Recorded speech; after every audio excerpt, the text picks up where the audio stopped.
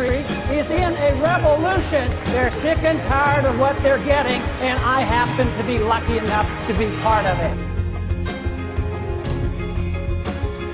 What if our foreign policy of the past century is deeply flawed and has not served our national security interests?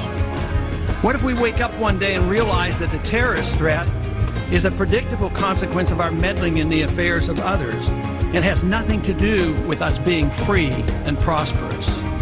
What if war and preparation for war is a racket serving the special interests?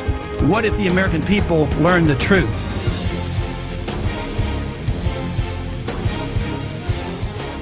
We have allowed our nation to be overtaxed and overregulated and overrun by bureaucrats. The founders would be ashamed of us for what we're putting up with.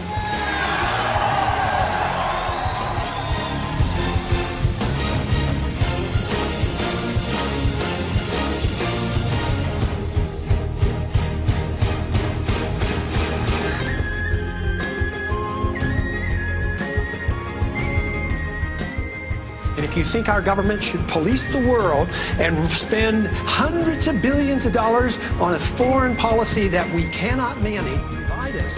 I believe that when we overdo our military aggressiveness, what it does, it actually weakens our national defense. I mean, we stood up to the Soviets. They had 40,000 nuclear weapons. Just come home. We just marched in. We just found out.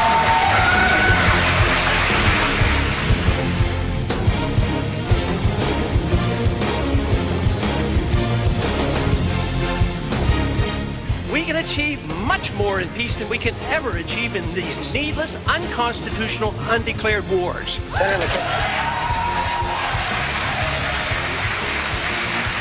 the principle, the moral principle, is that of defending liberty and minimizing the scope of government. I think that's critical. They have to have a document, a national special card. Absolutely. A tamper-proof card, a database. Name, date, birth date, biographic information. Dr. Paul. I am absolutely opposed to a national ID card. This is a total contradiction of what a free society is all about.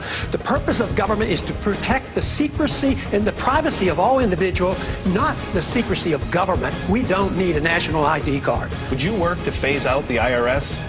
Immediately. The CFR exists, the Trilateral Commission exists, and it's a, quote, conspiracy of ideas. This is an ideological battle. Some people believe in globalism, others of us believe in national sovereignty. And there is a move on toward a North American Union, just like early on there was a move on for a European Union. Inflation tax, it's a tax that nobody talks about. We live way beyond our means with a foreign policy we can't afford and an entitlement system that we have encouraged.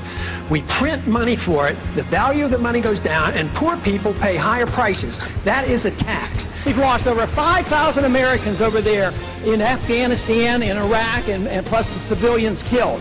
How many more do you want to lose? How long are we going to be there? How long? What do we have to pay to save face? So what we must do is very simply the restoration of law, restoration of the principles of the Founding Fathers, restore the revolution that once started. Freedom is not something new and strange, and neither is it ancient. It's recent. Fortunately, the number of those who care are growing exponentially.